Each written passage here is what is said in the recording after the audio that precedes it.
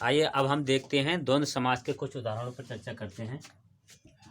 जैसे हमने कहा हमने समासों के बारे में जब बताया था द्वंद्व समास, तो हमने 3 प्रकार के द्वंद्व समास बताए थे। कौन कौन से? हमने कहा इतरेतर द्वंद्व समास, समाहार द्वंद्व समास और वैकल्पिक द्वंद्व समास। तो हमने कहा इतरेतर द्वंद्व समास, इसमें जो है और या तथा का यूज होगा है तो इतरेतर में। और हमने कहा समाहार द्वंद्व समास जो होता है उसमें क्या एक समूह का बोध होता है, समाहार का बोध होता है, एक समूह का बोध होता है, ठीक है। और हमने कहा कि वैकल्पिक जो द्वंद्व समास होता है उसमें क्या होता है, उसमें एक तरीके से उसका विरोधी होता है, विलोम शब्द के रूप में यूज होता है, ठीक है। तो वही हमने, लेकिन हमने यहाँ उदाहरण के तौर पे जो लिया है इसको हमने जो है एक साथ सभी को लिख दिया है, ठीक है। तो हम इसको देखते हैं। जैसे हमने कहा जल अन्न जल, अन्न जल, तो अन्न और जल।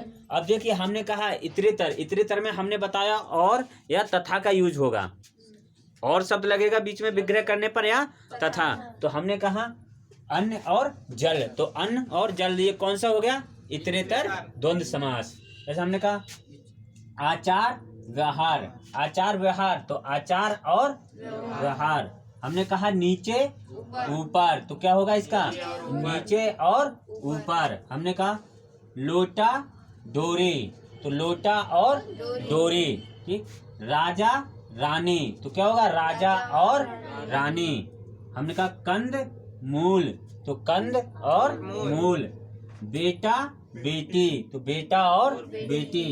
सीता राम, तो सीता और राम। राधा कृष्ण, तो राधा और कृष्ण। देखिए ये अधिकतर जो है हमने लिए हैं इतरेतर द्वंद्व समास है ये। लेकिन हमने आपको एक बात और बताई थी, हमने कहा द्वंद्व समास वह समास होता है जिसके दोनों पद प्रधान होते हैं, ठीक है। तो दोनों पद, देखो अन्न जल दोनों पद प्रधान है इसमें, राजा रानी नीचे ऊपर। एक तरीके से हम इनको देखते हैं तो कहते हैं कि दोनों शब्द, देखो हमने कहा लोटा डोरी, अब लोटा डोरी, लोटा और डोरी दोनों पद अपने आप में एक तरीके से स्वतंत्र हैं, हम बोल सकते हैं इनको, ठीक है।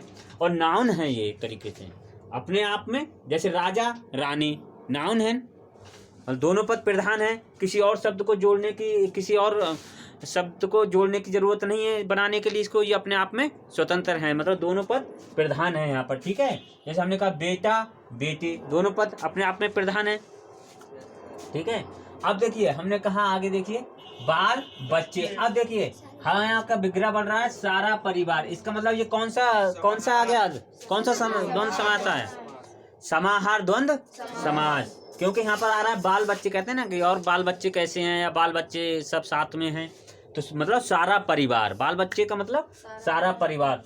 हमने कहा धन दौलत, अब धन दौलत का मतलब क्या होगा, धन दौलत का मतलब सारी संपत्ति। तो यहाँ एक समूह का बोध हो रहा है ना, ये समाहार की बात हो रही है यहाँ पर, समाहार द्वंद्व समास, क्योंकि यहाँ पर जो है सारी संपत्ति। अब देखिए इधर उधर, यहाँ पर क्या है, विपरीत शब्द आ रहा है, इधर उधर विलोम शब्द आ रहा है। विपरीत आ रहा है या नहीं आ रहा है, विरोधी है या नहीं है, इधर फिर उधर विरोधी है। तो ये कौन सा हो गया, वैकल्पिक द्वंद्व समास। हमने कहा राग विराग, तो राग या विराग। हमने कहा यश अपशय, तो क्या हो गया, यश या अपशय, ठीक है। तो ये क्या हो गया, वैकल्पिक द्वंद्व समास। चलिए आई होप, मुझे लगता है अब आप लोग समझ गए होंगे, कोई दिक्कत, समझ गए। चलिए इसको नोट कर लीजिए आप, आगे फिर और बढ़ाते हैं।